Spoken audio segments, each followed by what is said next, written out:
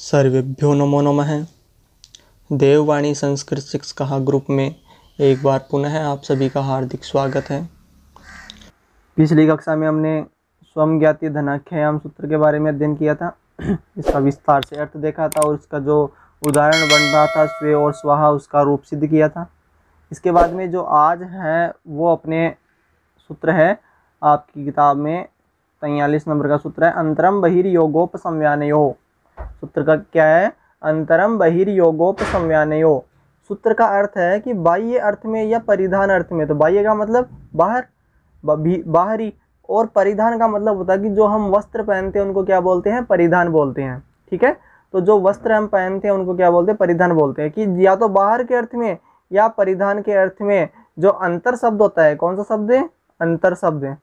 किन अर्थों में? या तो बाह्य के अर्थ में या परिधान के अर्थ में अंतर शब्द होता है। तो वहां पर अगर प्रथमा के बहुवचन में जो जस विभक्ति आती है तो वहां पर विकल्प से सर्वनाम संज्ञा करता है। जो विकल्प से सर्वनाम संज्ञा ये पूर्व परावर, दक्षिणोत्तर पराधराणी और स्वम ज्ञाति धनाख्यायाम सूत्र कर रहा था। उसी प्रकार ये सूत्र भी जो अंतरम बहिर्योगोपसंज्ञानयो है ये विकल्प से सर्वनाम संज्ञा करता है। लेकिन कहाँ करता है? शब्द कौन सा होना चाहिए? अंतर शब्द होना चाहिए। और किस अर्थ में?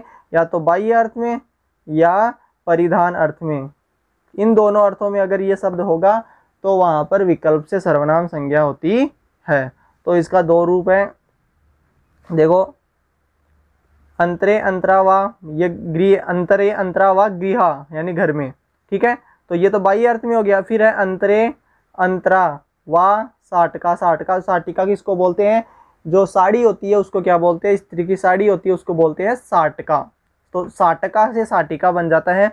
तो जो साटिका बोलते हैं स्त्री की साड़ी, तो ये परिधान अर्थ में हो गया क्योंकि पहनने का अर्थ है ना स्त्री साड़ी। तो वहां पर ये परिधान अर्थ में अंतरे अंतरा, यहाँ पे अंतरे और अंतरा बन जाता है। और बाह्य अर्थ में अंतरे अंतराहा बनता है। तो ये दो रूप बनते हैं। तो हम दोनों रूपों को सिद्ध करते हैं। तो जब हम ये इसके दो रूप बनते हैं, एक तो बनता है अंतरे और एक दूसरा बनेगा अंतराहा। ठीक है, तो शब्द कौन सा रहेगा अपने पास? अंतर शब्द रहेगा।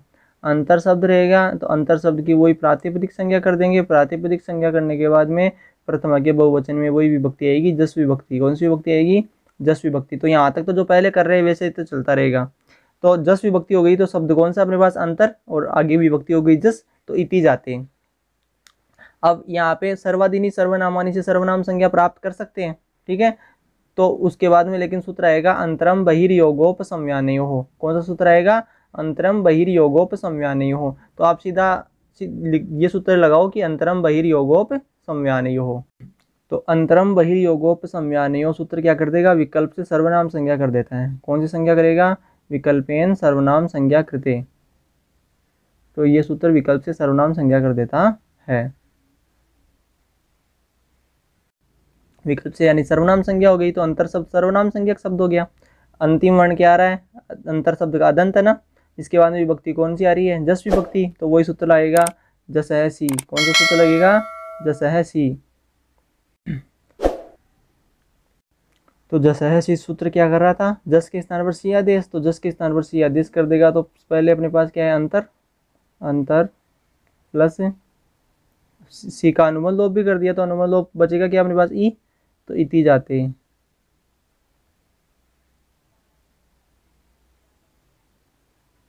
इस स्थिति में वही अदंत वर्ण के बाद में क्या आ रहा है? इकार है। तो सूत्र आएगा वही आद गुण है। कौन सा सूत्र आएगा? आद गुण है। आद गुण सूत्र क्या करेगा? आद गुण सूत्र जो अंतर शब्द का अंतिम आकार है, र स्थित आकार, और आगे वाला जो ई है उसके स्थान पर क्या कर देगा? ए गुण कर देगा। तो ये र हलंत हो जाएगा और इन दोनों के स्थान पर क्या हुआ? ए। जब इसमें मिलाएंगे तो क्या बन जाएगा? अंतरे। तो यहाँ पे अंतरे रूप बन जाता है इस प्रकार। अंतरे रूप बन जाता। अब अंतरे बन गया तो एक रूप तो सिद्ध हो गया ना अंतरे। तो अंतरे इति रूपम सिद्धम।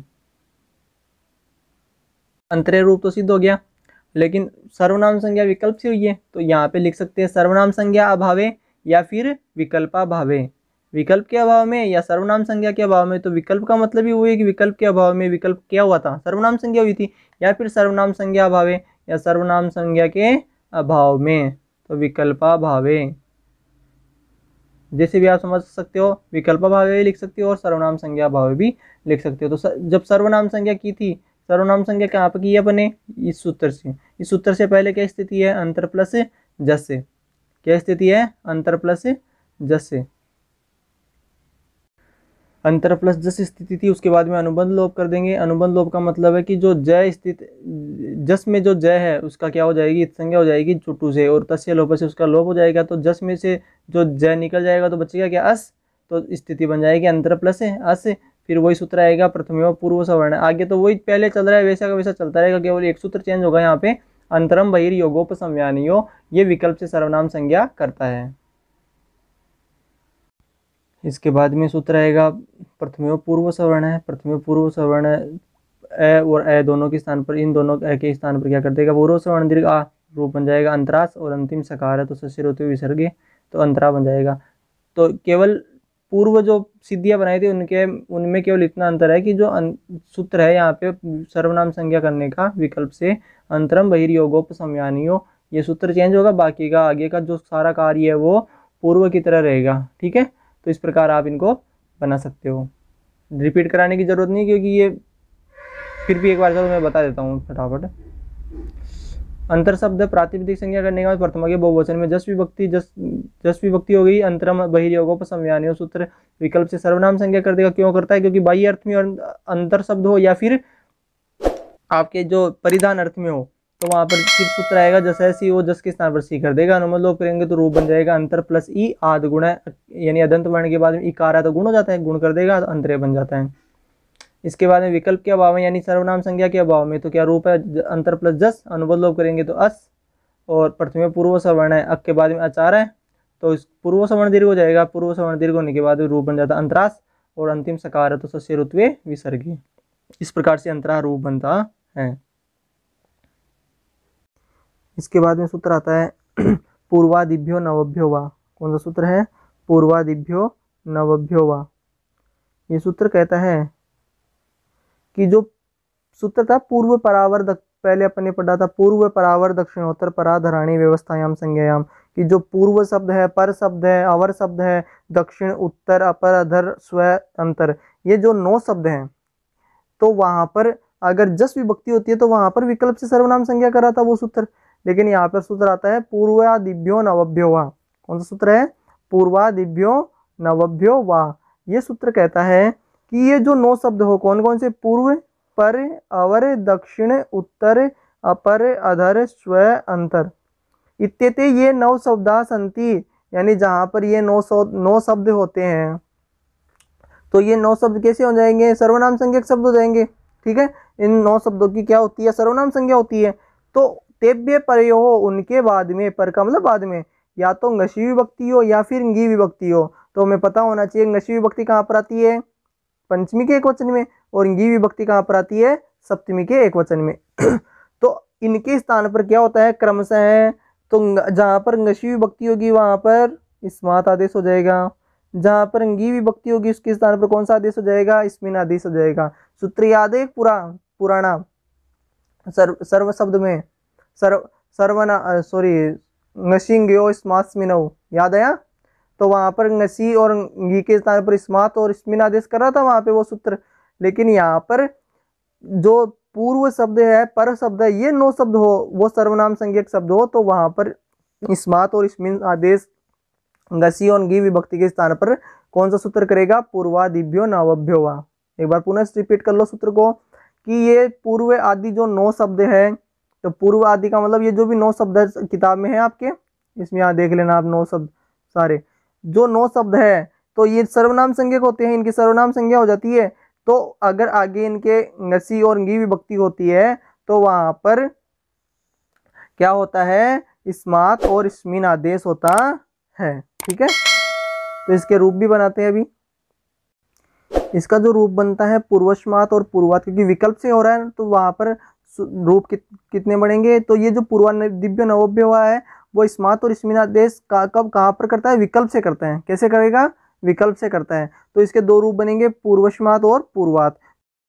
कृपया वीडियो को पूरा देखने के बाद लाइक के बटन पर जरूर क्लिक करें, जो आपके बाएं दिशा में लाइक का बटन है, इस पर जरूर क्लिक करें। इसके अलावा चैनल को जो अपना ये लोगो है इसके सामने लिख रखा है आपको देववाणी संस्कृत शिक्षा, तो इसको सब्सक्राइब जरूर करें ताकि अन्य वीडियो भी आपको उसका नोटिफिकेशन आपके पास पहुंच जाए, ताकि जो अन्य वीडियो भी क्लास वीडियो आपके पास डाले जाते हैं वो आपको समय पर मिल जाए, उसकी आपको सूचना मिल जाए। तो मैं आपको किताब में है वैसे का वैसे बता देता हूँ। देखो दो रूप बन रहे, पूर्वास्मात और पूर्वात। पूर्व शब्द है, ठीक है, पूर्व शब्द की वही प्रातिपदिक संज्ञा होगी और पंचमी के एकवचन में विभक्ति कौन सी आएगी? ngशी विभक्ति, पूर्व प्लस ngशी, ठीक है, ये रूप हो जाएगा। सूत्र आता है सर्वादिनी सर्वनामानी। अब आप बोलोगे कि सर वो सूत्र कैसे नहीं लगा? पूर्व परावर दक्षिणोत्तर पराधराणी व्यवस्थायाम संज्ञायाम, वो ऐसे नहीं लगा, वो विकल्प से तो करता है, लेकिन कब करता है? आगे जस विभक्ति होती है तब करता है। लेकिन यहाँ पे कौन सी विभक्ति है अपने पास? ngशी विभक्ति, तो यहाँ पे सर्वनाम संज्ञा कौन सा सूत्र कर देगा? सर्वादिनी सर्वनामानी, क्योंकि वहां पर भी कर रहा था सर्वनाम संज्ञा लेकिन प्राप्ति कर रहे थे, क्योंकि वो सूत्र आ रहा था, लेकिन यहाँ पे वो सूत्र नहीं लगेगा, तो पूर्व शब्द की सर्वनाम संज्ञा हो जाएगी सर्वादिनी सर्वनामानी सूत्र से, ठीक है, क्योंकि सर्व शब्द में आता है ये, सर्वादि शब्दों में। तो फिर उसके बाद में अब सर्वनाम संज्ञा हो गई, शब्द कौन सा अपने पास? पूर्व शब्द है, पूर्व शब्द है, और विभक्ति कौन सी है? ngशी विभक्ति। अब ये पूर्व शब्द कैसा हो गया? सर्वनाम संज्ञक शब्द हो गया। अंत में क्या आ रहा है? अदंत वर्ण है, पूर्व है ना, उसके बाद में ngशी विभक्ति आ रही है, तो यहाँ पे सूत्र ये लग सकता है ना ngशिंग्यो समास में रहूं कि अदंत शब्द और सर्वनाम संज्ञक शब्द हो, तो वहां पर ngशी विभक्ति होती है, तो कौन सा आदेश करता है? स्मात आदेश करता है ना, ngशिंग्यो समास में रहूं, तो यहाँ पे सूत्र लगेंगे ngशिंग्यो समास में रहूं। अब ये सूत्र क्या करेगा? स्मात आदेश प्राप्त करेगा। नित्य का मतलब परमानेंट करता है ये तो, क्योंकि इस सूत्र ने तो विकल्प से करता ही नहीं है ngशिंग्यो समास में रहूं, तो इसने तो कर दिया, लेकिन प्राप्ति करेंगे क्योंकि अपने पास आगे नया सूत्र है। कौन सा सूत्र है? पूर्वादिभ्यो नवभ्यो वा। पूर्वादिभ्यो नवभ्यो वा क्या कह रहा था कि जो पूर्वादि शब्द है और वो सर्वनाम संज्ञक है, तो पूर्व शब्द सर्वनाम संज्ञक हो गया, तो उसके आगे जो ngशी विभक्ति होती है उसके स्थान पर क्या होता है? स्मात आदेश तो होगा, लेकिन किससे होगा? विकल्पेन स्मात आदेश से कृते, विकल्प से क्या करेंगे? स्मात आदेश करते हैं।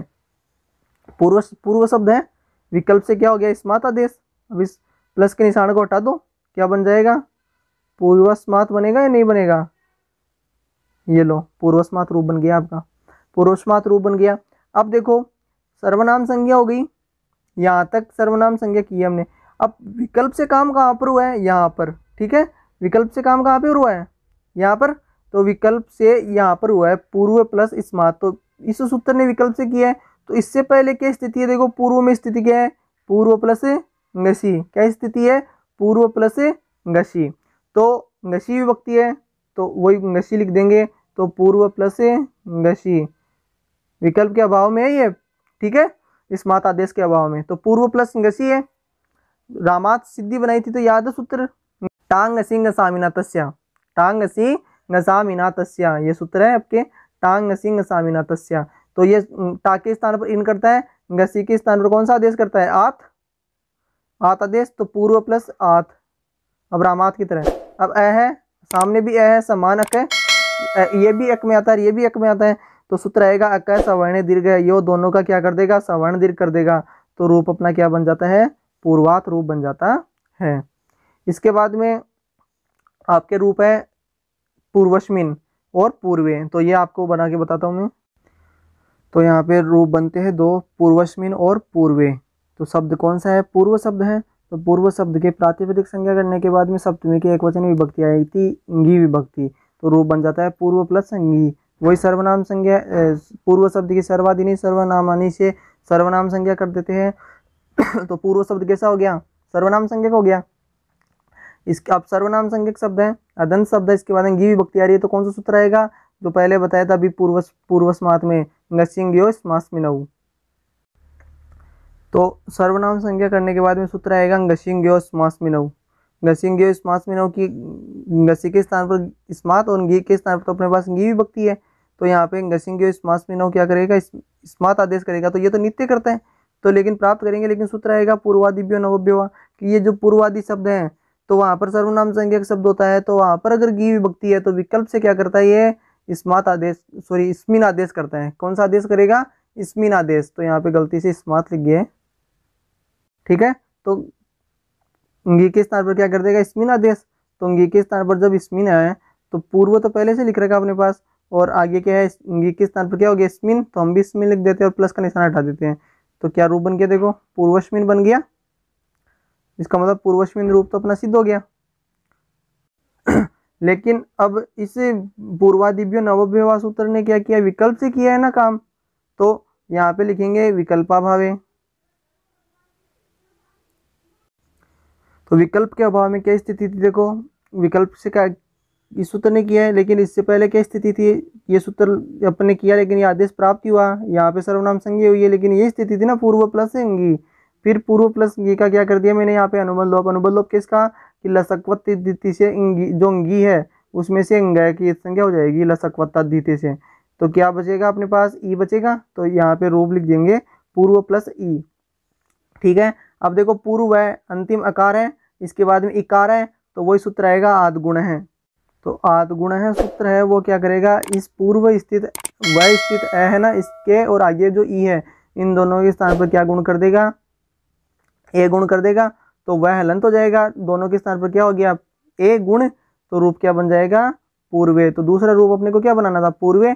इसका मतलब ये दोनों रूप अपना सिद्ध हो जाता है इस प्रकार से, इति रूपम सिद्धम।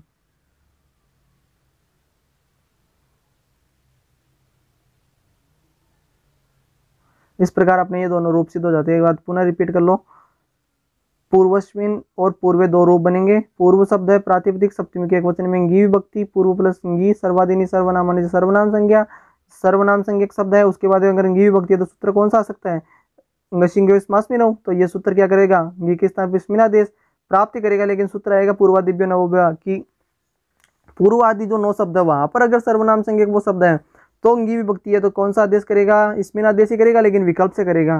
तो इसने विकल्प से स्मिन आदेश किया तो क्या बन गया पूर्वस्मिन, लेकिन इस विकल्प से किया तो विकल्प के अभाव में क्या स्थिति है, पूर्व प्लस अंगी।